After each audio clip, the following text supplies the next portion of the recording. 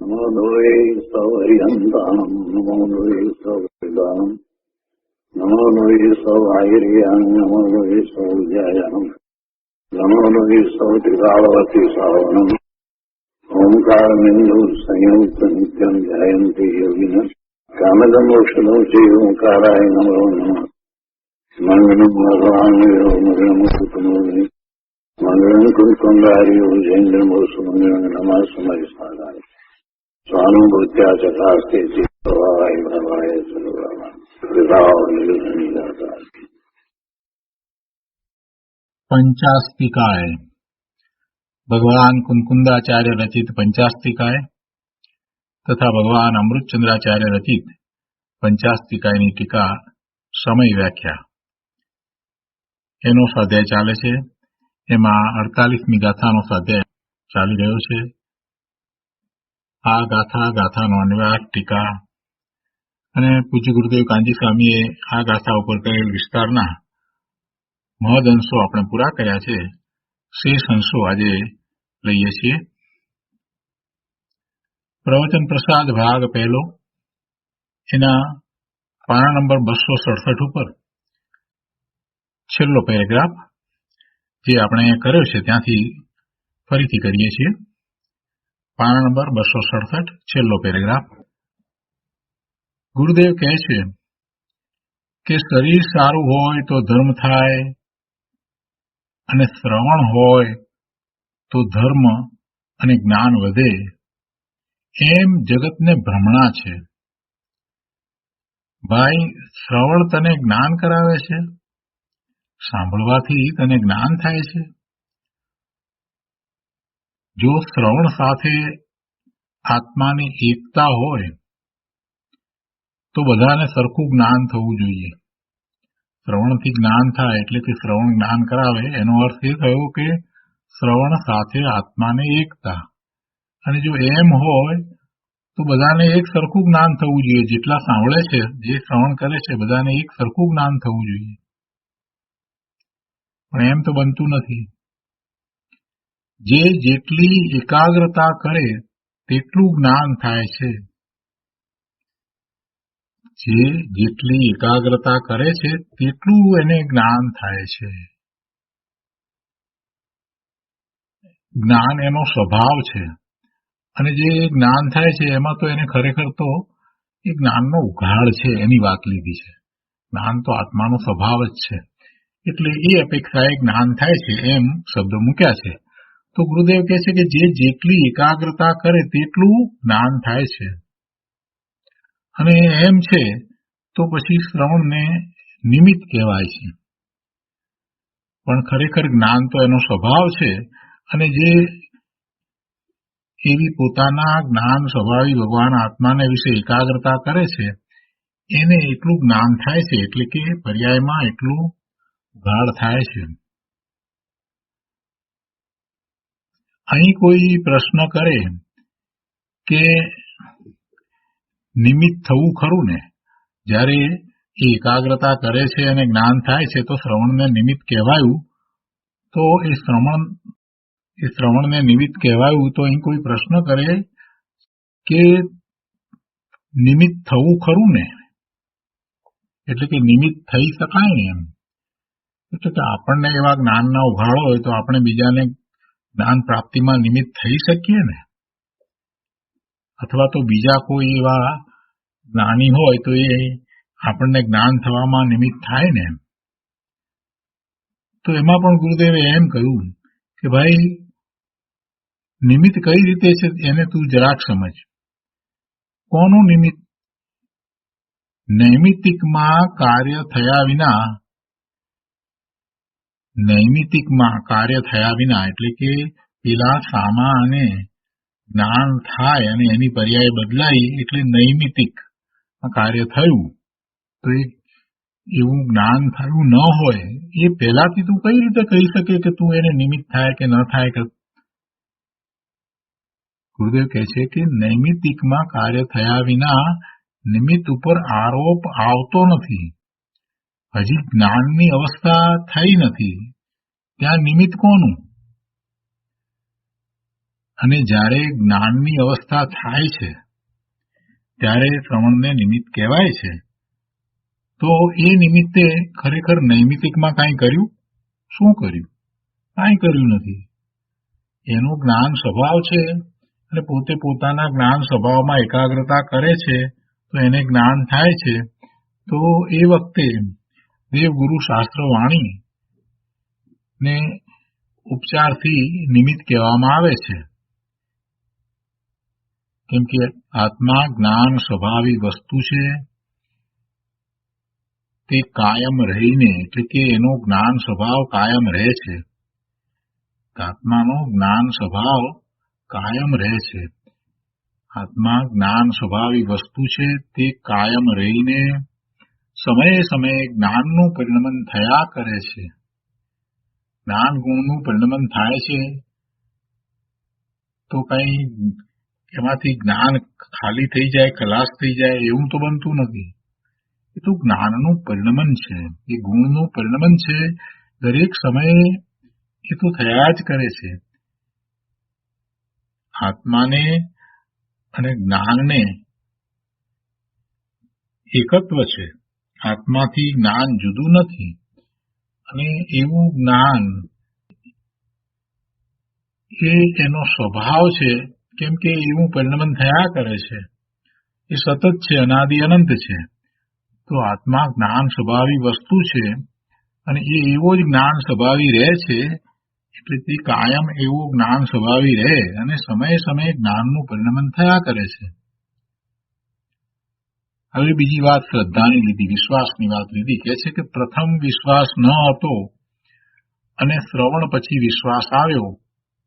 તો ગુરુદેવ કહે છે કે એ પણ ભ્રમણા છે ભાઈ, એ પણ ભ્રમણા છે. જ્ઞાન અને વિશ્વાસની ક્રિયા પોતામાં પોતાના કારણે થાય છે. કારણ કે ગુણને અને આત્માની એકતા છે. આત્મામાં જેમ જ્ઞાન ગુણ છે એવો શ્રદ્ધાનો ગુણ છે અને એવી શ્રદ્ધા એને થાય છે તો એમાં એનું પોતાનું કારણ છે, બીજા કોઈનું કારણ નથી. સમ્યક જ્ઞાન, સમ્યક દર્શન, સમ્યક શ્રદ્ધા જે થાય છે તો એ પોતાના કારણે થાય છે, પરના કારણે થતા નથી.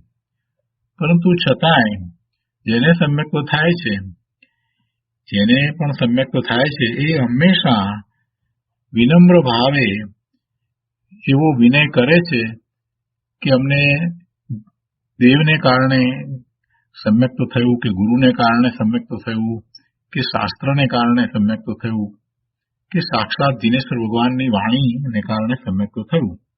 તો આવો સહજ વિનય હોય છે, એવો સહજ વિનય કરવામાં આવે છે. અને વાસ્તવમાં એમ છે કે એ નિમિત્ત છે. પણ કોઈ એમ કહે કે આ નિમિત્તથી જ્ઞાન થાય છે તો એ નિમિત્ત આવે ત્યારે જ્ઞાન થાય, અમને તેવા નિમિત્ત મળતા નથી, અમે શું કરીએ, એમ જો કોઈ કહે છે અને એ પર નિમિત્તની આશામાં બેસી રહ્યો છે તો એ પ્રમાદી છે. પોતે જ્ઞાન સ્વભાવી ભગવાન આત્મા છે અને પોતાને જ્ઞાન થાય એવો પોતાનો જ્ઞાન સ્વભાવ છે. એવી વાતને જીનેશ્વર ભગવાનની વાણીમાંથી જેણે પકડી નથી એને તો જીનેશ્વર ભગવાનની વાણીનોય સ્વીકાર નથી. એ જીનેશ્વર ભગવાનની આજ્ઞામાંય નથી, એમની આમન્યાય સ્વીકારતો નથી કે ભગવાને આવું કહ્યું છે કે પોતે જ્ઞાન સ્વભાવી છે અને પોતાનું જ્ઞાન પોતામાંથી થાય છે. અને જ્યારે એવો એને પુરુષાર્થ થાય છે તો એવા ઉચિત નિમિત્તો એને પ્રાપ્ત થયા વિના રહેતાય નથી. જરૂરથી ઉચિત નિમિત્ત પ્રાપ્ત થાય જ છે. પોતે સમ્યક્ત્વનો પુરુષાર્થ કરે, એવો પુરુષાર્થ કરે તો એને એવા નિમિત્ત પણ મળી જ જાય છે. એવા શ્રદ્ધાન થવામાં, એવા જ્ઞાન થવામાં જો તારો પુરુષાર્થ બરાબર યોગ્ય છે, તને અંદરમાંથી એવી રુચિ આવી છે અને એવો પુરુષાર્થ તું કરે છે તો પછી એવા ઉચિત નિમિત્ત જરૂરથી પ્રાપ્ત થાય. પણ બધું કારણ મૂળ પોતાનું જ છે એ વાતનો એને સ્વીકાર કરી અને સ્વરૂપને વિશે એકાગ્રતાનો પુરુષાર્થ કરવો જોઈએ. એટલે ગુરુદેવ કહે છે કે જ્ઞાન અને વિશ્વાસની ક્રિયા પોતામાં પોતાના કારણે થાય છે, કારણ કે ગુણને અને આત્માને એકતા છે. હવે આગળ કહે છે, જે જીવ પોતાના જ્ઞાન અને શાંતિ બહારથી આવે છે એમ માને છે, તે હંમેશા પર સામે જુએ છે. એને પરની અપેક્ષા છે, પરમાંથી કંઈક મળે એમ એ માની રહ્યો છે. અને એમ માની રહ્યો છે એટલે એને પરમાંથી દ્રષ્ટિ ખસતી જ નથી, ત્યાં જ એ રોકાઈ જાય છે. તેને અંતરમાં વળવાનો અવકાશ રહેતો નથી. જ્યાં સુધી એ માન્યતા ફેરવે નહીં ત્યાં સુધી એ અંતરમાં વળવાનો નથી. શાંતિ માટે બહારમાં જાય, પર્વતમાં જાય, કઈ ગુફાઓમાં જાય ને ક્યાંય બધે ફરે, દરિયા કિનારે જાય ને નદી કિનારે જાય ને આશ્રમમાં જાય ને ઝૂંપડીમાં બેસે ને, અરે ભાઈ છોડ બધી વાત, તારી શાંતિ તારા આત્મામાંથી તને પ્રાપ્ત થાય છે, બીજે ક્યાંયથી તને પ્રાપ્ત થવાની નથી. એ જ રીતે જ્ઞાન પણ તને તારા સ્વરૂપમાંથી પ્રાપ્ત થાય છે. આ વાતનો નિર્ણય કરી અને પોતાના સ્વરૂપ તરફ વળે તો જ્ઞાન અને શાંતિ થાય. પણ એવી જેને શ્રદ્ધા નથી, જિનેશ્વર કથિત માર્ગની જેને શ્રદ્ધા છે એ તો એવો જ પુરુષાર્થ ઉપાડે છે, પણ જેને એવી શ્રદ્ધા નથી એ બહારમાં શાંતિ શોધે છે અને પછી બહારમાં શાંતિ, સુખ, આનંદ, જ્ઞાન બધાની શોધમાં અને શોધમાં જીવન પૂરું કરે છે અને એમાં જે રચોપચો રહે છે એટલે એને અંતરમાં વળવાનો અવકાશ રહેતો નથી. ગુરુદેવ કહે છે કે બહારથી શાંતિ કદી આવે નહીં અને તેને કદી શાંતિ થાય નહીં. આગળ કહે છે, જ્ઞાનને અને આત્માને સંયોગ સંબંધ નથી પણ તન્મય ભાવ છે. જ્ઞાનને અને આત્માને સંયોગ સંબંધ નથી પણ તન્મય ભાવ છે. અને આ વાત હજી આગળની ગાથામાં પણ આવશે, 49મી ગાથામાં પણ આવશે. સંયોગ થયો છે આત્માનો અને જ્ઞાનનો, એમ નથી. આત્માને જ્ઞાનનો સંયોગ નથી થયો ભાઈ, એને તો તન્મય ભાવ છે. જ્યારથી આત્મા છે ત્યારથી જ્ઞાન છે, અને જ્યાં સુધી આત્મા છે ત્યાં સુધી જ્ઞાન પણ રહે જ છે. એટલે એને કોઈની પરની અપેક્ષા પણ નથી. સિદ્ધ દશામાં મન, વાણી, કાયા, વિકલ્પો આમાંનું કાંઈ નથી, પણ જ્ઞાન છે ને, અને એ પણ કેવું પરિપૂર્ણ જ્ઞાન પ્રગટ થયું છે. અને એવી જ રીતે એ પરની અપેક્ષા વિનાનું જ્ઞાન એને સંસાર અવસ્થામાં હતું, પણ એને વિશ્વાસ કર્યો નહીં, શ્રદ્ધા કરી નહીં, એટલે એને રખડવાનું થયું. અહીંયા કહે છે, જ્ઞાનની જેમ બધા ગુણ પર્યાયને આત્મા સાથે તન્મય ભાવ છે. જેમ જ્ઞાનને આત્મા સાથે તન્મય ભાવ છે, એવી રીતે બધા ગુણને અને પર્યાયને આત્મા સાથે તન્મય ભાવ છે. પણ એનાથી જુદું કર્મ, શરીર, આ ઇન્દ્રિયો, વાણી, આ બધાને આત્મા સાથે તન્મય ભાવ નથી. એ બધાને આત્મા સાથે તન્મય ભાવ હોઈ શકે નહીં, કેમ કે એ દ્રવ્ય જુદું છે. કર્મ જુદું, શરીર જુદું, વાણી જુદી, આ મન, ઇન્દ્રિયો આ બધું આત્માથી જુદું છે. એની સાથે આત્માને તન્મય ભાવ નથી. કેટલાકને એમ છે કે મન સાથે આત્મા જોડાયેલો હોય એટલે તો એને જ્ઞાન થાય, મન ન હોય તો ક્યાં જ્ઞાન થાય છે? સંગની પચેન્દ્રિયને જ જ્ઞાન થાય છે ને, તમે તો કોને થાય છે? પણ ભાઈ ધીરો પડ, સમજ, શાંતિથી સમજ. સિદ્ધ પરમેશ્વરને મન નથી, શરીર નથી, વાણી નથી, કાંઈ નથી, છતાંય પૂર્ણ જ્ઞાન છે ને. એનો અર્થ એ થયો કે જ્ઞાનને કર્મ સાથે, શરીર સાથે, મન સાથે, વાણી સાથે કાંઈ સંબંધ નથી. ઉલટું એનો ઉપયોગ આ કર્મના ઉદયમાં રોકાઈ રહે, કે એનો ઉપયોગ શરીરમાં, શરીરની ક્રિયામાં રોકાઈ રહે, કે એનો ઉપયોગ મન સાથે જોડાઈને સ્મૃતિમાં જોડાઈ રહે, તો એનો ઉપયોગ ત્યાં જોડાઈ રહ્યો છે, ત્યાં રોકાઈ રહ્યો છે, એટલે તો એ અટક્યો છે. એટલે તો એ સ્વરૂપનું લક્ષ કરતો નથી. આ વાત જો એને ખ્યાલમાં આવે તો એ બધાથી પાછો ફરી જાય. મનથી પોતાને જ્ઞાન થતું નથી, પરંતુ જ્યારે એ એવું સમ્યક્ત્વ પ્રગટ કરે છે તો એની પહેલાની ભૂમિકામાં એને જે વિકલ્પ છે એ વિકલ્પો એવા જ હોય છે. એને એવા વિકલ્પો હોય છે કે હું જ્ઞાન સ્વભાવી ભગવાન આત્મા છું. જીનેશ્વર ભગવાનની વાણીમાં જે પરમ સત્ય પ્રકાશ્યું છે એના સ્વીકાર રૂપ વિકલ્પો હોય છે. ફરીથી એને કેવા વિકલ્પો હોય છે જેને સમ્યક્ત થાય છે એને? તો કે જે વાત જીનેશ્વર ભગવાનની વાણીમાં આવી એના સ્વીકાર રૂપ વિકલ્પો હોય છે. એ સમજ્યો છે એટલી વાત પૂરતી નથી, સમજની વાત નથી. સમજ તો બુદ્ધિના લેવલે રહી, એ તો બુદ્ધિમાં જ રહી, એ મનમાં જ રહી. પણ એનો સ્વીકાર થવો, એને આત્મસાત કરવું, અને એવો સ્વીકાર આત્મસાત રૂપ એને વિકલ્પો હોય છે. તો એ સાથેનો જે ભાવ છે એ ભાવ ટકી જાય છે કે હું જ્ઞાન સ્વભાવી ભગવાન આત્મા છું. એવો સ્વીકારનો ભાવ એને ટકી જાય છે, વિકલ્પ ચાલ્યો જાય છે અને એમ એ સ્વરૂપમાં જાય છે. પણ મનથી કઈ સ્વરૂપમાં જાય છે એમ નથી, મનના વિકલ્પ દ્વારા સ્વરૂપમાં જાય છે એમ નથી. અહીંયા કહે છે કે કર્મ શરીર ને આત્મા સાથે તન્મય ભાવ નથી. વિકારને અને આત્માને એક સમયનો તન્મય ભાવ છે. કોઈને લાગે કે આમ કેમ? જે શરીર જન્મથી મરણ સુધી સાથે રહે છે એની સાથે તન્મય ભાવ નહીં, અને આ વિકારી પર્યાય થઈ, શુભ કે અશુભ ભાવ થયા એ વખતે, ક્રોધ માન માયા લોભના પરિણામ થયા, તો એ વિકારી પર્યાય એને આત્મા સાથે તન્મય ભાવ? કોઈને પ્રશ્ન થાય. હા પ્રભુ, એમ જ છે. કેમ કે એ પર્યાય, વિકારી પર્યાય ક્યાં થઈ? વિકારી પર્યાય ક્યાં થઈ? કોને વિશે થઈ?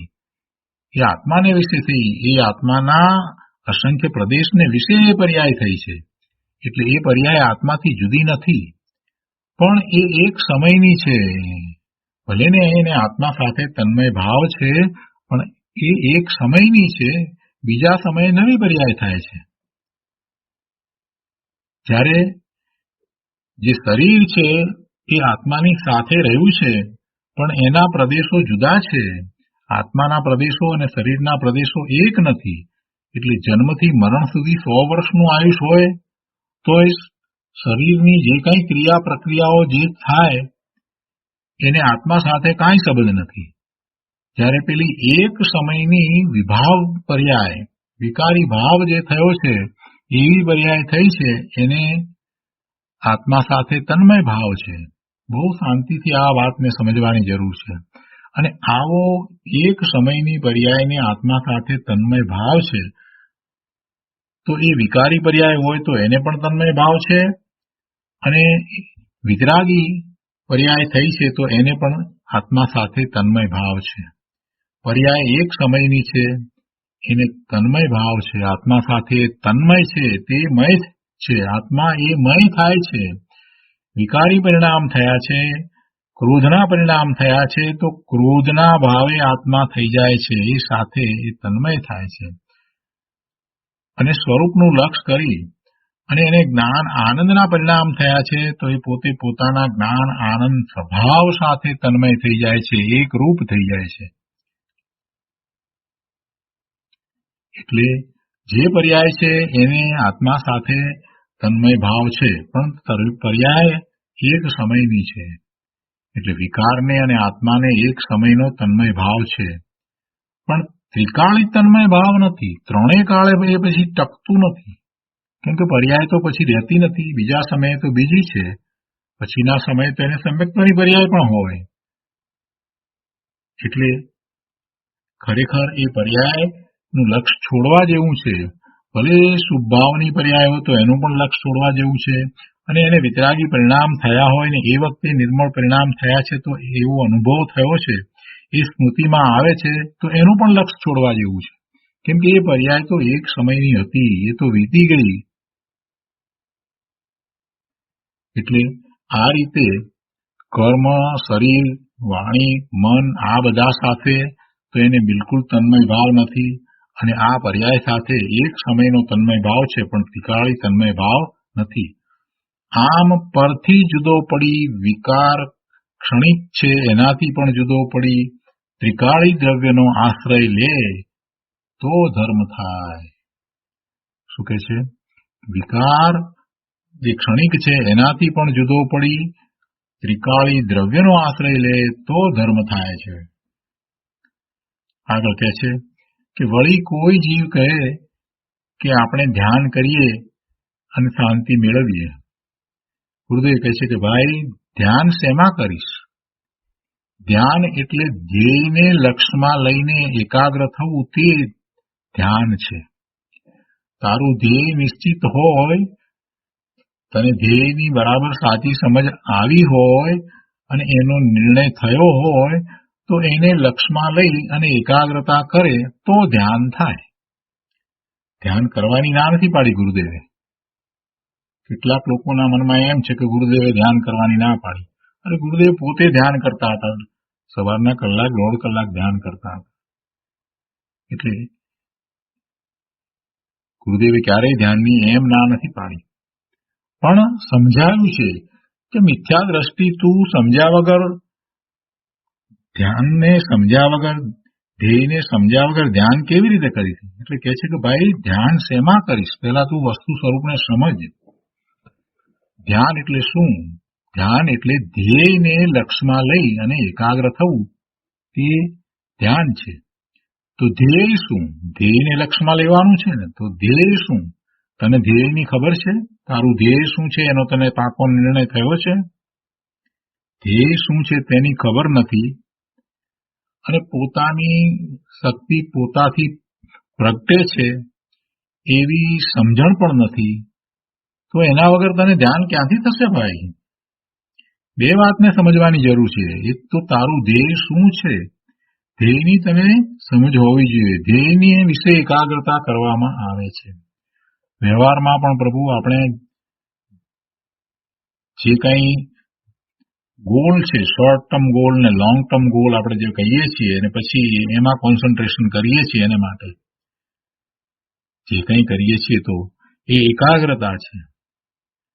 રિસર્ચ કરનારા જે છે, સાયન્ટિસ્ટ છે, તો એ એવી એકાગ્રતા કરે છે એમના વિષયમાં. મેથેમેટિશિયન છે એ એવી એકાગ્રતા એ વિષયમાં કરે છે, એમાં ડૂબી જાય છે, કલાકોના કલાકો સુધી એમાં ડૂબી જાય છે. એવું વ્યવહારમાં આપણે જોઈએ છીએ ને, આ એકાગ્રતા છે. અને એને પછી એ વખતે કંઈક પૂછવામાં આવે તો એને આજુબાજુમાં શું ચાલી રહ્યું હતું એનું ભાન હોતું જ નથી. કોઈ એને પૂછે કે ભાઈ તારું ધ્યાન ક્યાં છે? અહીંયા આ બધા અમે આટલા બધા બેઠા છીએ, આ કરીએ છીએ, તું કોઈ વાતમાં કેમ રસ લેતો નથી? તારું ધ્યાન ક્યાં છે? પણ પેલો તો એના વિચારમાં જ, એની મેથેમેટિકની કોઈ ફોર્મ્યુલામાં જ ડૂબ્યો છે, માત્ર બધાની વચ્ચે બેઠો છે, પણ એનું ધ્યાન ક્યાં છે? એના અંતરમાં જે પેલી વાત ચાલી રહી છે, જે પ્રશ્ન ઉદ્ભવ્યો છે મેથેમેટિકનો, એ પ્રશ્નમાં જ એ તો અંદર રહ્યો છે. એટલે ભલે ને તમારી સાથે બેઠો હોય, બધી વાત સાંભળે છે એવું તમને લાગે, માથું હલાવતો હોય, પણ એનું ધ્યાન ક્યાં છે? એ જ્યાં એકાગ્ર થયો છે ત્યાં ધ્યાન છે. એટલે આવા વ્યવહારના દાખલાઓ પરથી આપણને સમજાય છે કે આવી એકાગ્રતા તો કોઈ પણ વિષયમાં થઈ શકે છે, અને એકાગ્રતા કરતા જીવને આવડે છે. એટલે વાત હવે શું બાકી રહી?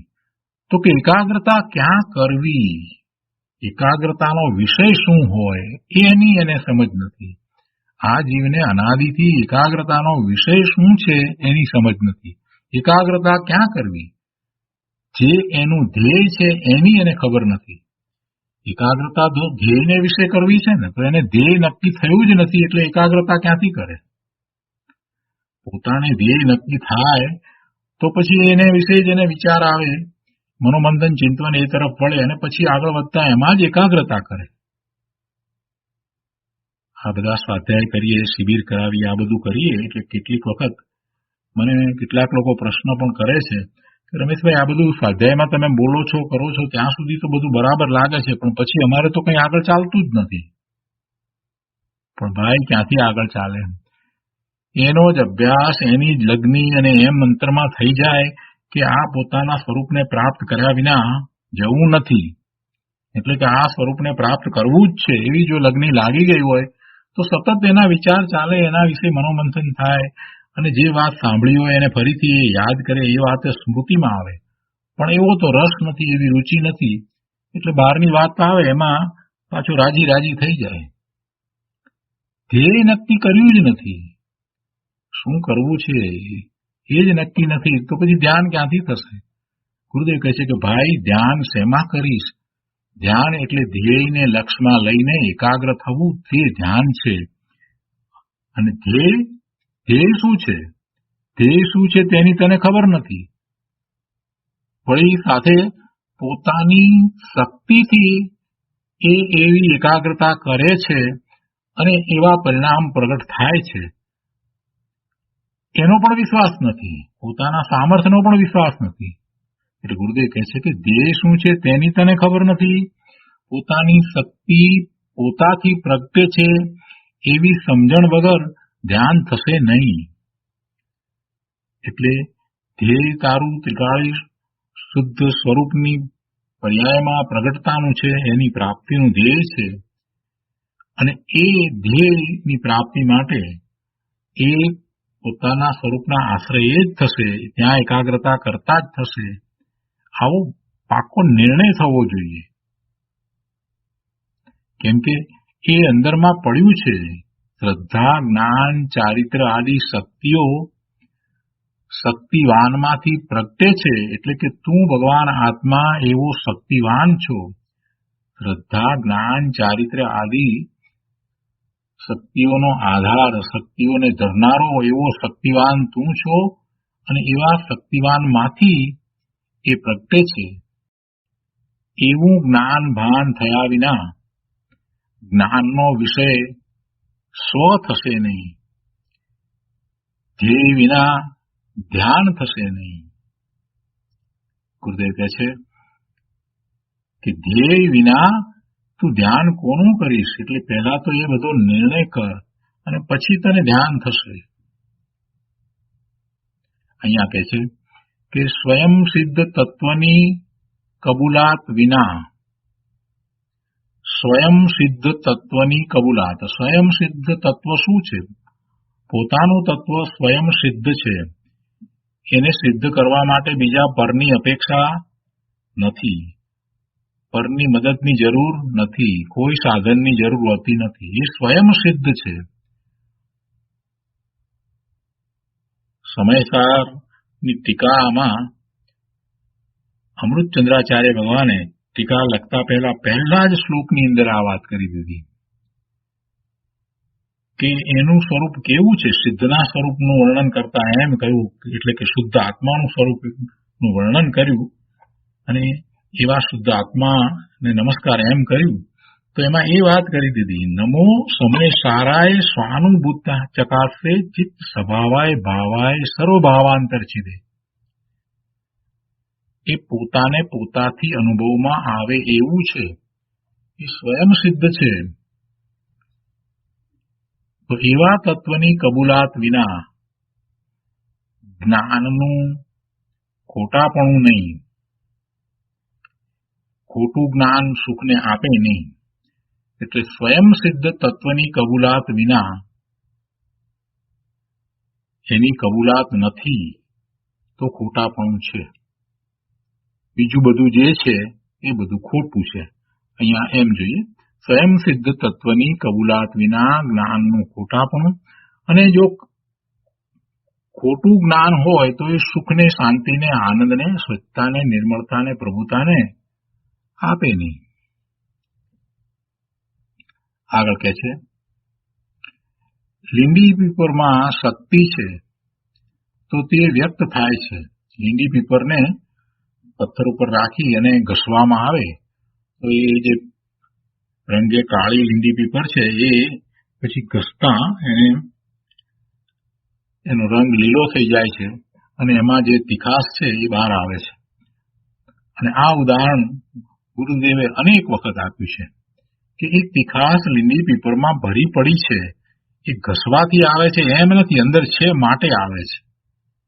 બાકી બીજા કોઈ પદાર્થને ઘસો તો એ કાળો પદાર્થ કઈ લીલો થઈ જાય અને એમાંથી તીખાશ ઉત્પન્ન થાય એમ બનતું નથી. એ લીંડી પીપરમાં એવી તીખાશ ભરી છે. ગુરુદેવ કહે છે કે લીંડી પીપરમાં શક્તિ છે તે વ્યક્ત થાય છે, પથરાને લીધે તે વ્યક્ત થતી નથી. પથરો અને લીંડી પીપર એ બંને વચ્ચે તો અભાવનો મોટો આંતરો છે. એ તો બે દ્રવ્ય જ જુદા છે. પથરો લીંડી પીપરને તીખાશ આપી દે છે. અરે પથરો તો લીંડી પીપરને અડ્યોય નથી. પથરો લીંડી પીપરને અડ્યોય નથી. ગુરુદેવ તો એમ કે છે બે દ્રવ્ય જુદા છે. એક દ્રવ્ય બીજા દ્રવ્ય સુધી પહોંચતું નથી. બંનેના ક્ષેત્ર જુદા છે, બંનેના પ્રદેશો જુદા છે. તો પછી આ પથરો લીંડી પીપરને તીખાશ આપે એમ ક્યાંથી બને? એ બંને વચ્ચે તો તદ્દન અભાવ છે. અને અભાવ છે તો એ અભાવ શું મદદ કરે? પથરો દૂર હોય ત્યારે અભાવ છે એમ દેખાય. પથ્થર દૂર પડ્યો હોય લીંડી પીપરથી તો એને એમ લાગે કે હા બરાબર અભાવ છે. પણ એ પથરો લીંડી પીપરની નજીક છે એટલે એને અભાવ દેખાતો નથી. પથરો લીંડી પીપરની નજીક એટલે કે આકાશ ક્ષેત્રે નજીક આવતા પથરાને લીંડી પીપર વચ્ચેનો અભાવ અજ્ઞાનીને ભાસતો નથી. એ અભાવ તો પથ્થર જ્યારે લીંડી પીપરની નજીક છે એટલે આકાશના ક્ષેત્રમાં એ ખૂબ નજીક છે ત્યારે પણ છે. એ બંને વચ્ચેનો અભાવ કાંઈ ચાલ્યો જતો નથી. બે વચ્ચે અભાવ જ રહે. બે દ્રવ્ય જ જુદા છે તો અભાવ જ રહે ને પછી. અરે આ જીવ દ્રવ્ય અને આ શરીર એ આકાશના એક ક્ષેત્રમાં છે તોય બંને વચ્ચે તદ્દન અભાવ છે. કોઈ રૂપે નથી. બંનેના પ્રદેશો એ જુદા છે. આકાશના એક ક્ષેત્રમાં છે પણ બંનેના પ્રદેશો તો જુદા. શરીરના પ્રદેશો અને આત્માના પ્રદેશો તો જુદા છે. તો પછી આ લીંડી પીપર અને પથ્થરના પ્રદેશો તો તદ્દન ભિન્ન છે. એ બાજુમાં પડ્યા હોય તો અજ્ઞાનીને એમ લાગે છે કે એ બંને વચ્ચે અભાવ નથી. પણ ભાઈ અભાવ તો દૂર થતો જ નથી. અભાવ જ રહે છે. એટલે અભાવ રહે છે તો લીંડી પીપરમાં પથ્થરો તીખાશ નાખતો નથી કે ઉત્પન્ન કરતો નથી. પથ્થર લીંડી પીપરની તીખાશને બહાર લાવતો નથી. લીંડી પીપરની તીખાશ રૂપ જે પર્યાય થાય છે એ લીંડી પીપરના કારણે થાય છે, પથરાના કારણે થતી નથી. બાકી પેલાનો અજ્ઞાનીનો એવો ભ્રમ છે. અજ્ઞાની સંયોગ દ્રષ્ટિથી જુએ છે. અજ્ઞાનીને સંયોગ દ્રષ્ટિ છે. સંયોગ જે છે એને જુએ છે. લીંડી પીપર અને પથ્થરનો સંયોગ થયો એટલે એ સંયોગમાં બે દ્રવ્ય એને નજીક દેખાયા એટલે એમ માની લે છે, કલ્પના કરી લે છે, માન્યતા કરી લે છે કે અમે આંખથી જોયું, કાનથી સાંભળ્યું, આ ઇન્દ્રિયો દ્વારા, અને તમે ના પાડો છો અમે જોયું ને કે એનાથી જ થયું છે. આ સંયોગ દ્રષ્ટિને કારણે એ એમ માને છે. અને પાછો એમાં એ દલીલ કરે છે કે અમે પ્રત્યક્ષ જોયું, આંખથી જોયું ને તમે ના પાડો છો. આ હાથમાં લાકડી પકડી છે, અમને આ ચોખ્ખે ચોખ્ખું તો દેખાય છે, અને તમે એમ કહો છો કે હાથના પ્રદેશો અને લાકડીના પ્રદેશો જુદા. ગુરુદેવ તો એમ કે લાકડી હાથને અડી નથી. લાકડી હાથને અડતી નથી.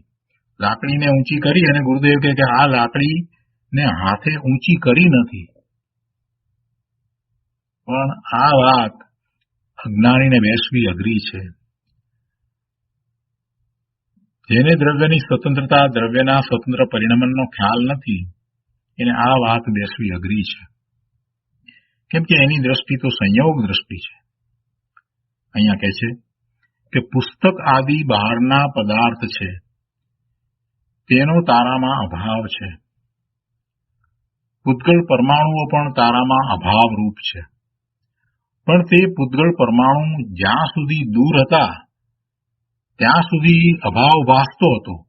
પણ તે પરમાણુઓ પલટીને શરીર રૂપે થયા અથવા તો કર્મ રૂપે થયા તો પછી એ આત્માની નજીક આવ્યા એટલે કે આકાશના એક ક્ષેત્રે આત્મા જ્યાં છે, જે ક્ષેત્રમાં છે તે જ ક્ષેત્રને વિશે એ પરમાણુ શરીર રૂપે આવ્યા, એમ નજીક આવ્યા, તો ત્યાં અજ્ઞાનીને આત્મા સાથે એ પરમાણુઓની એકતા ભાસે છે. અરે ભાઈ, એ તો આકાશના એક ક્ષેત્રમાં આવ્યા છે. જે ક્ષેત્રને વિશે, આકાશના જે ક્ષેત્રને વિશે આત્મા છે, એ જ ક્ષેત્રને વિશે આ કર્મ છે, આ શરીર છે, બધું છે, એટલે તને એકતા લાગે છે. અને એના એ જ પરમાણુ દૂર હતા ત્યારે તને એકતા નહોતી લાગતી.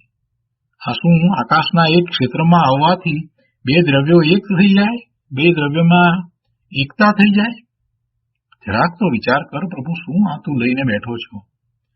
આકાશના એક જ ક્ષેત્રમાં આવવાથી બે દ્રવ્યો ભેગા થઈ એકરૂપ થઈ જાય, બેનું એક દ્રવ્ય બની જાય. કેટલી બધી ઊંધી વિપરીત માન્યતા લઈને બેઠો છો. આ શરીર અને આત્માને એક માનવા વાળા પણ કેટલાક તો પાછા એમાં પોતાનું ઢાપણ ઉમેરે કે કોઈ અપેક્ષાએ આત્માને શરીર એક છે એમ. અરે કોઈ એટલી અપેક્ષાએ આત્માને શરીર એક છે નહીં, ક્યારેય હતા નહીં. ત્રણ કાળમાં આત્માને શરીર એક હોઈ શકે નહીં. શું લઈને બેઠો છો? નકામી વાત શું કરવા લઈને બેઠો છે પ્રભુ?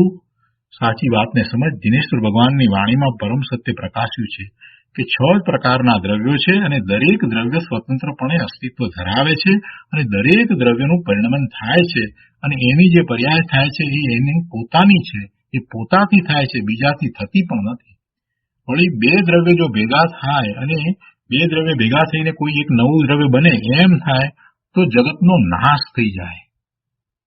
આટલી વાતને જો એ સમજે તો આ બધું શાંતિથી સમજાય એવું છે. અને જગતના પદાર્થોમાં કાંઈ કરવાની બુદ્ધિ છે એ સહેલાઈથી ચાલી જાય. આ દ્રવ્યની સ્વતંત્રતા, દ્રવ્યના પરિણમનની સ્વતંત્રતા, દરેક દ્રવ્ય પરિપૂર્ણ છે, પોતે પોતાના ગુણ પ્રમાણે પરિણમી રહ્યું છે, એ એનો સ્વભાવ છે. આ વાતને ખ્યાલમાં લે છે તો સાથે એનું પરિણમન છે તો એની પર્યાય પણ છે, અને એની પર્યાય એના કારણે છે તો બીજું એની પર્યાયને બદલે કે કરે એ કઈ રીતે બને? એ શક્ય જ નથી. અને એવો નિર્ણય થાય એટલે પછી આ જીવને બહારમાં કાંઈ કરવા પણ રહેતું નથી. એનો કર્તા ભાવ ચાલ્યો જાય છે, એની કર્તૃત્વ બુદ્ધિ મંદ થાય છે અને એ સ્વ તરફ વળી જાય છે. મારે બહારમાં કાંઈ કરવાનું નથી, મારું દ્રવ્ય પરિપૂર્ણ છે, મારું જે પરિણમન થઈ રહ્યું છે તે થઈ રહ્યું છે, મારા અનંત ગુણોનું જે પરિણમન જે થઈ રહ્યું છે તે થઈ રહ્યું છે. એ પરિણમનનો હું કરતા છું, એ પરિણમનથી હું જુદો પણ નથી. હું મારા સ્વભાવ ભાવનો કરતા છું, પરનો કરતા નથી. અને આમ જેની દ્રષ્ટિ થાય છે, આમ જેની સમજ થાય છે, આમ જેને જ્ઞાન ભાન થાય છે, એ જીવ એવા જ પુરુષાર્થ વડે પહેલા સવિકલ્પ દશામાં એવા નિર્ણય અને સ્વીકાર સહિત આગળ વધતા વધતા નિર્વિકલ્પ ધ્યાનમાં પોતાને બધાથી જુદો અનુભવે છે, સમ્યક્ત પ્રગટ કરે છે.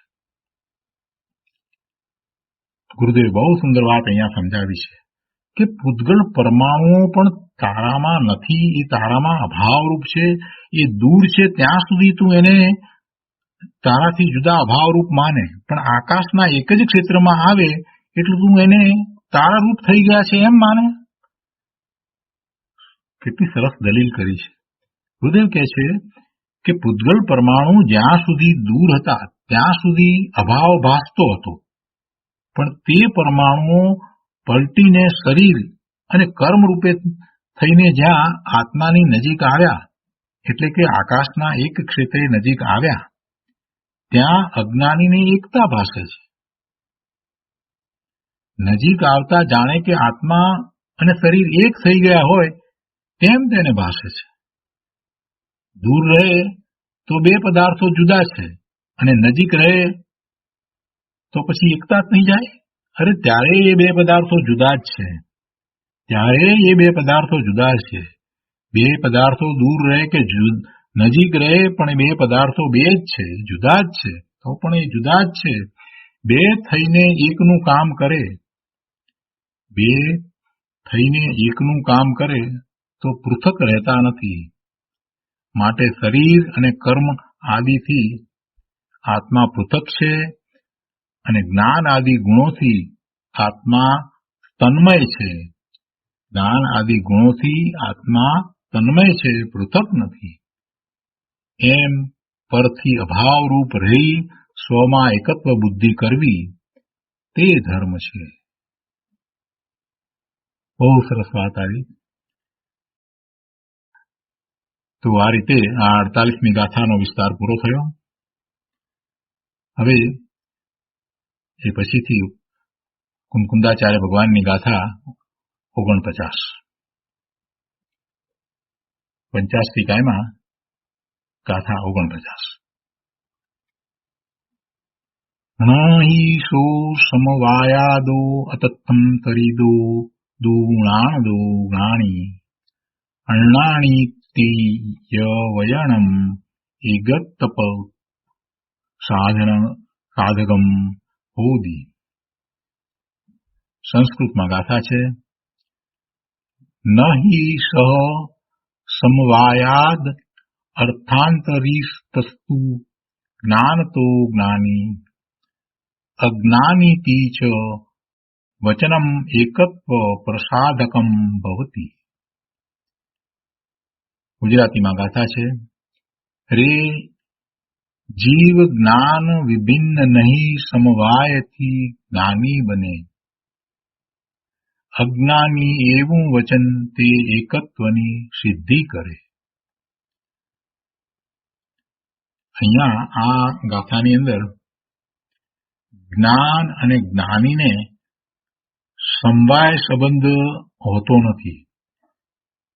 સમવાય સંબંધ હોવાનું ખંડન કરવામાં આવ્યું છે, નિરાકરણ કરવામાં આવ્યું છે કે સમવાય સંબંધ હોય નહીં જ્ઞાન અને જ્ઞાનીને. અને એના ઉપરથી પછી આત્માને બધા જ ગુણો સાથે એને તદ્રુપ સંબંધ છે, એકરૂપ સંબંધ છે, પણ સમવાય સંબંધ નથી. એ વાત પણ એમાંથી ફલિત થાય છે. તો અહીંયા જ્ઞાન અને જ્ઞાનીને સમવાય સંબંધ નથી, એ વાત અહીંયા સમજાવી છે. તો અન્વયાર્થમાં કહે છે કે જ્ઞાનત અર્થાંતરિત તું, એટલે જ્ઞાનથી અર્થાંતરભૂત સ એવો તે આત્મા સમવાયાત જ્ઞાની, એટલે કે છે કે સમવાયથી જ્ઞાની થાય છે. નહિ અજ્ઞાની, એટલે એમ ખરેખર નથી. અજ્ઞાની ઇતિ ચ વચનમ, એવું વચન એકત્વ પ્રસાદકમ ભવતી, ગુણ ગુણીના એકત્વને સિદ્ધ કરે છે. શું કહે છે કે જ્ઞાનથી અર્થાંતરભૂત એવો તે આત્મા સમવાયથી જ્ઞાની થાય છે એમ ખરેખર નથી. જ્ઞાનથી અર્થાંતરભૂત જુદો એવો આત્મા એ સમવાયથી જ્ઞાની થાય છે. એ જ્ઞાન જે એનાથી જુદું હતું એનો એને સમવાય થયો, એમાં આવ્યું, એનો સંબંધ થયો, એનો સંયોગ થયો, એટલે એ જ્ઞાની થયો. તો એમ ખરેખર નથી. અને અજ્ઞાની એવું વચન ગુણ ગુણીના એકત્વને સિદ્ધ કરે છે. એ અજ્ઞાની એવું વચન ગુણ ગુણીના એકત્વને સિદ્ધ કઈ રીતે કરે છે એ વાત ટીકામાં આચાર્ય ભગવાને સમજાવી છે. તો આપણે ટીકા લઈએ. ટીકામાં કહે છે કે આ જ્ઞાન અને જ્ઞાનીને સમવાય સંબંધ હોવાનું નિરાકરણ એટલે કે ખંડન છે. જ્ઞાન અને જ્ઞાનીને સમવાય સંબંધ હોતો નથી. આગળ કહે છે જ્ઞાનથી અર્થાંતરભૂત આત્મા જ્ઞાનના સમવાયથી જ્ઞાની થાય છે એમ માનવું ખરેખર યોગ્ય નથી. જ્ઞાનથી અર્થાંતરભૂત, અર્થાંતરભૂત શબ્દ પહેલા આવી ગયો છે એટલે આપણે જાણીએ છીએ કે અર્થ એટલે પદાર્થ, અને બે પદાર્થની વચ્ચે અંતર છે તો એ જુદા છે. એટલે જ્ઞાનથી અર્થાંતરભૂત એટલે જ્ઞાન અહીંયા એક પદાર્થને વિશે ને આત્મા બીજા પદાર્થ રૂપ છે, એમ બે પદાર્થ જુદા. જ્ઞાનથી અર્થાંતરભૂત આત્મા જ્ઞાનના સમવાયથી જ્ઞાની થાય છે એમ માનવું ખરેખર યોગ્ય નથી. આત્મા જ્ઞાનના સમવાયથી જ્ઞાની થતો માનવામાં આવે તો અમે પૂછીએ છીએ કે આ પહેલી વાત તો વિધાન સાચું કરી દીધું કે ભાઈ આ માન્યતા ખોટી છે કે જ્ઞાન અને આત્માને તું જુદા માને અને પછી જ્ઞાન ને આત્મા ભેગા થાય, એનો સમવાય થાય એટલે પેલો જ્ઞાની થાય, આત્મા જ્ઞાની થાય. એ માન્યતા તારી બિલકુલ ખોટી છે. અને એ માન્યતા ખોટી છે એને અહીંયા યુક્તિ દ્વારા સમજાવવામાં આવી છે. એટલે આચાર્ય ભગવાન એને કહે છે કે જો તું એમ માનતો હોય કે આત્મા જ્ઞાનના સમવાયથી જ્ઞાની થાય છે, એમ જો તું માનતો હોય તો અમે તને પૂછીએ છીએ કે તે આત્મા જ્ઞાનનો સમવાય થયો એ પહેલા ખરેખર જ્ઞાની છે કે અજ્ઞાની? તારી માન્યતા એમ છે કે જ્ઞાનના સમવાયથી જ્ઞાની થયો. જ્ઞાન જુદું હતું, આત્મા જુદો, અર્થાંતરભૂત બે પદાર્થો જુદા જેમ હોય એવી રીતે ભિન્ન હતા. અને એમાં આ જ્ઞાની કેમ થયો, આત્મા જ્ઞાની કેમ થયો? તો કે જ્ઞાન આવ્યું, એનો સમવાય થયો એટલે એ જ્ઞાની થયો. આવી તારી માન્યતા છે. તો અમે પૂછીએ છીએ તને કે એ આત્મા જ્યારે એને જ્ઞાનનો સમવાય થયો તો એની પહેલા એ ખરેખર એ જ્ઞાની હતો કે અજ્ઞાની? એ શું છે? એ જ્ઞાની છે કે અજ્ઞાની છે? એ આત્મા ખરેખર શું છે? જો તું એમ કહે કે જ્ઞાની છે, તું એમ કહે કે આ જ્ઞાનનો સમવાય થયો એ પહેલા એ આત્મા જ્ઞાની છે, તો પછી જ્ઞાનના સમવાયનો કોઈ અર્થ રહેતો નથી. એટલે એનું ફળ કંઈ રહ્યું નહીં. આત્મા પહેલેથી જો જ્ઞાની છે તો પછી જ્ઞાનના સમવાયથી જ્ઞાની થયો એ વાત તો પછી રહેતી નથી. જો તું એમ કહે કે આ જ્ઞાનનો સમવાય થયો એ પહેલા જો જ્ઞાની છે એમ કહેવામાં આવે તો પછી જ્ઞાનનો સમવાય તો નિષ્ફળ છે. જ્ઞાનના સમવાયનું કોઈ મહત્વ રહ્યું જ નહીં, એ તો નિષ્ફળ ગયું. હવે તું એમ કે જો તું એમ કહે કે એ અજ્ઞાની છે, આ જ્ઞાનનો સમવાય થયો એ પહેલા આત્મા અજ્ઞાની છે એમ જો કહેવામાં આવે તો ફરી તને પૂછીએ છીએ કે અજ્ઞાનના સમવાયથી અજ્ઞાની છે કે અજ્ઞાનની સાથે એકત્વથી અજ્ઞાની છે? આ જ્ઞાનનો સમવાય થયો એની પહેલા એ જો અજ્ઞાની છે એમ જો તું માનતો હોય, એમ કહેતો હોય, તો તને પૂછીએ છીએ કે એ અજ્ઞાની કેમ છે? એ અજ્ઞાની છે એમ તું કહે છે અને જ્ઞાનના સમવાય પહેલા એ અજ્ઞાની હતો એમ તું માને છે. તો તને હવે બીજો પ્રશ્ન અમે એમ પૂછીએ છીએ તો કે એ અજ્ઞાની કેમ હતો? એ અજ્ઞાનના સમવાયથી અજ્ઞાની કે અજ્ઞાનની સાથે એકત્વથી અજ્ઞાની? અજ્ઞાનના સમવાયથી અજ્ઞાની હતો કે અજ્ઞાનની સાથે એકત્વથી અજ્ઞાની? પહેલા અજ્ઞાનના સમવાયથી અજ્ઞાની હોઈ શકે નહીં. જો તું એમ કહેતો હોય કે અજ્ઞાનના સમવાયથી અજ્ઞાની, તો એ અજ્ઞાની હોઈ શકે નહીં. કેમ કે એનો અર્થ શું થશે કે અજ્ઞાનનો પણ એને સમવાય થયો. એટલે અજ્ઞાનના સમવાયથી જો એ અજ્ઞાની થયો હોય તો એની પહેલા ખરેખર તો પૂર્વે તો એ જ્ઞાની જ હોય. એટલે આ અજ્ઞાનનો સમવાય જે છે એ તો હોઈ શકે નહીં. અજ્ઞાનના સમવાયથી અજ્ઞાની હોય એમ તો હોઈ શકે નહીં. પ્રથમ તો કે અજ્ઞાનના સમવાયથી અજ્ઞાની હોઈ શકે નહીં, કારણ કે અજ્ઞાનીને અજ્ઞાનનો સમવાય નિષ્ફળ છે, એવું હોઈ શકે નહીં. તો પછી બીજી વાત રહી. શું વાત રહી? કે અજ્ઞાની કેમ છે? તો કે અજ્ઞાની એટલે કે આ આત્મા એ જ્ઞાનનો સમવાય થયો એ પહેલા અજ્ઞાની હતો એમ તે માન્યું ને એમાં એ અજ્ઞાની હોવાના કારણમાં બે વાત હતી. એક તો અજ્ઞાનનો સમવાય અને બીજું અજ્ઞાનની સાથે એકત્વ. તો એમાં અજ્ઞાનનો સમવાય જે છે તો હોઈ શકે નહીં, એ તો નિષ્ફળ ગયું. તો હવે બાકી રહ્યું શું? તો કે અજ્ઞાન સાથે એકત્વ. તો કે અજ્ઞાન સાથે એકત્વથી એને અજ્ઞાની કહ્યું. એનો અર્થ એમ થયો ને, જ્ઞાનીપણું તો જ્ઞાનના સમવાયનો અભાવ હોવાથી છે જ નહીં. કેમ કે જ્ઞાનનો સમવાય તો પછી થયો એટલે જ્ઞાની થયો, એ વાત તો પછીની છે. અત્યારે તો વાત એ ચાલે છે કે એ જ્ઞાનનો સમવાય થયો એ પહેલા એ અજ્ઞાની હતો, ને એમાં અજ્ઞાની હતો તો એમાં એ અજ્ઞાની કઈ રીતે હતો? તો એમાં એ વાત આવી કે એ અજ્ઞાન સાથે એકત્વ હતું. એટલે અજ્ઞાની જે હતો એમાં એને અજ્ઞાન સાથેનું એકત્વ, તો અજ્ઞાનની સાથેના એકત્વથી એ અજ્ઞાની થયો, એમ તારો નિર્ણય થયો. તો હવે સાંભળ કે છે, શું કે છે અહીંયા?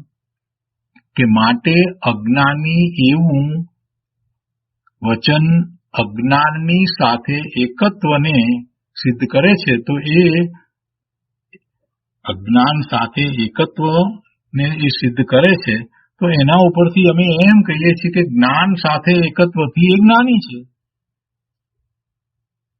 તર્ક સમજાયો કે જો તું એમ કે અજ્ઞાન સાથે એકત્વથી એ જીવ પૂર્વે અજ્ઞાની હતો, તો એનો અર્થ એ થયો કે એકત્વને કારણે એ અજ્ઞાની હતો.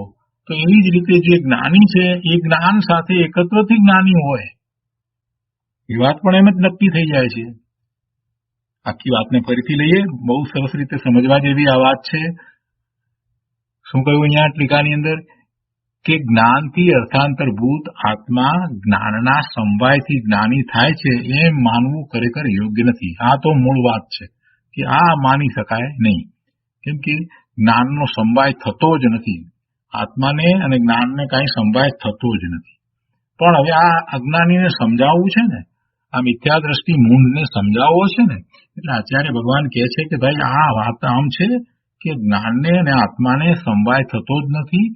એ પહેલા દૂર હતા, અર્થાંતરભૂત હતા, અને એને સમવાય થયો એ વાત છે જ નહીં.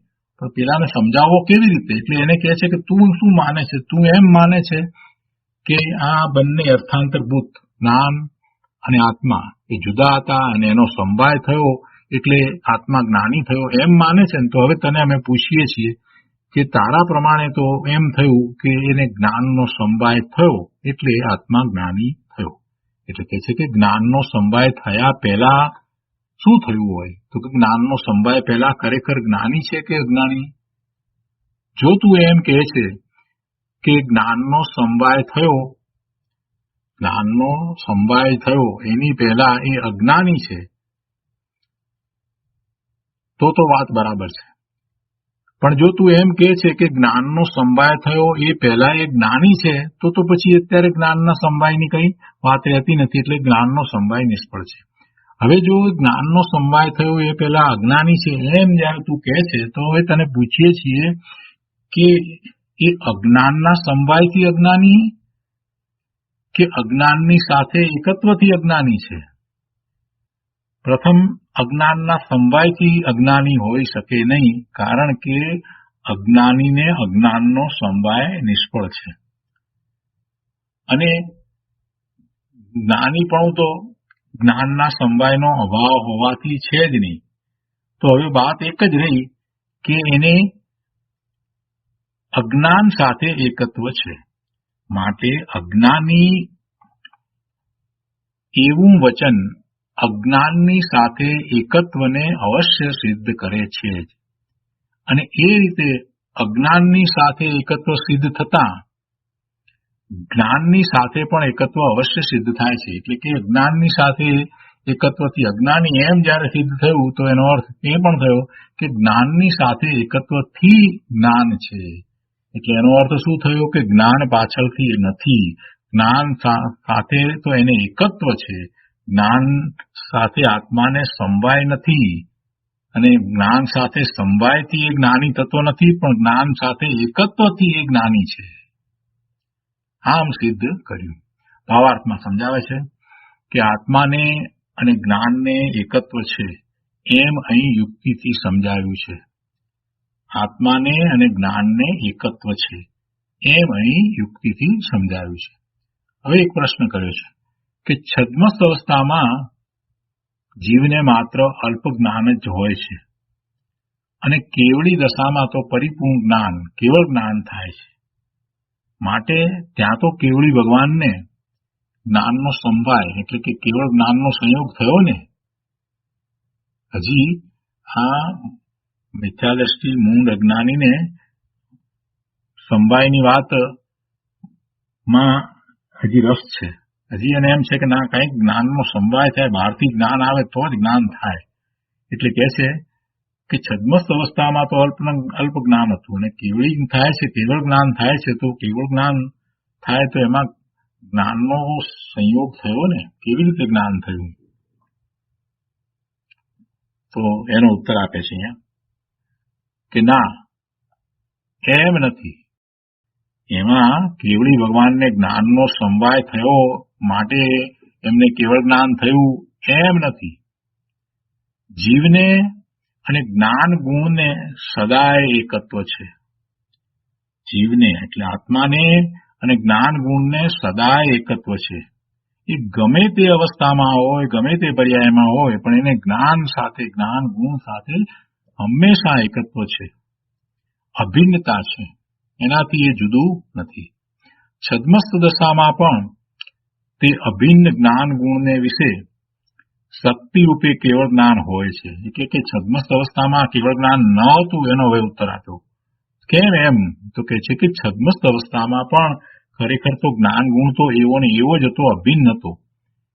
એવા અભિન્ન જ્ઞાનને ગુણને વિશે શક્તિ રૂપે કેવળ જ્ઞાન હતું અને શક્તિ રૂપે કેવળ જ્ઞાન હોય છે, દરેકને હોય છે. શક્તિ રૂપે કેવળ જ્ઞાન દરેકને હોય છે, પણ પ્રગટતા નથી. છદ્મસ્ત અવસ્થા છે ને, કેવળ જ્ઞાન થાય છે એ અવસ્થામાં એ પ્રગટ થાય છે. એટલે છે કે છદ્મસ્ત અવસ્થામાં પણ તે અભિન્ન જ્ઞાન ગુણને વિશે શક્તિ રૂપે કેવળ જ્ઞાન હોય છે. કેવળી દશામાં તે અભિન્ન જ્ઞાન ગુણને વિશે શક્તિ રૂપે રહેલું કેવળ જ્ઞાન વ્યક્ત થાય છે, પ્રગટ થાય છે, એની વ્યક્તતા થઈ. કેવળ જ્ઞાન ક્યાંય બહારથી આવીને કેવળી ભગવાનના આત્મા સાથે સંભાય પામે છે એમ નથી. બહારથી કેવળ જ્ઞાન આવે અને પછી આ જે પુરુષાર્થ કરી રહ્યા છે એ જીવને વિશે સંભાય પામે એટલે પછી એમને કેવળ જ્ઞાન થાય એમ નથી. 12 અંગ અને 14 પૂર્વનું જ્ઞાન, 12મા અંગમાં 14 પૂર્વ એટલે એ સાથેનું જ્ઞાન એ કરે એટલે એને કેવળ જ્ઞાન થાય એમ હશે? ભાઈ, એમ નથી. જ્ઞાન એનો સ્વભાવ છે, જ્ઞાન એનો સ્વભાવ છે, એ ક્યાંય બહારથી આવતું નથી. છદ્મસ્ત અવસ્થામાં અને કેવળી દશામાં જ્ઞાનનો તફાવત જણાય છે તે માત્ર શક્તિ વ્યક્તિરૂપ તફાવત સમજવો. જે શક્તિ રૂપે પડ્યું છે એ તો બંનેમાં સરખું જ છે, પણ વ્યક્તતામાં ફેર છે. છદ્મસ્ત અવસ્થામાં એને એટલો ઉઘાડ છે, એટલી વ્યક્તતા છે, અને કેવળી દશામાં પૂર્ણ ઉઘાડ છે એટલે એની વ્યક્તતા પરિપૂર્ણ છે. એટલે એવો શક્તિ વ્યક્તિરૂપ તફાવત સમજવો. પણ જ્ઞાન ગુણને જીવ સાથે સદાય એકત્વ છે. આ વાત છે. તો આ રીતે આ 49મી ગાથા પૂરી થઈ. હવે આ ગાથા ઉપર પૂજ્ય ગુરુદેવ કાંજી સ્વામીએ જે વિસ્તાર કર્યો છે તે આપણે આવતી વખતે લઈશું. આજનો સ્વાધ્યાય અહીંયા સુધી રાખીએ છીએ. હવે સુખધામ બોલીએ. સુખધામ અનંત સુસંત ચરી દિન રાત રહે તદ જ્ઞાન મની પ્રશાંતિ અનંત સુધામય જે પ્રણમુ પદ તે વરતે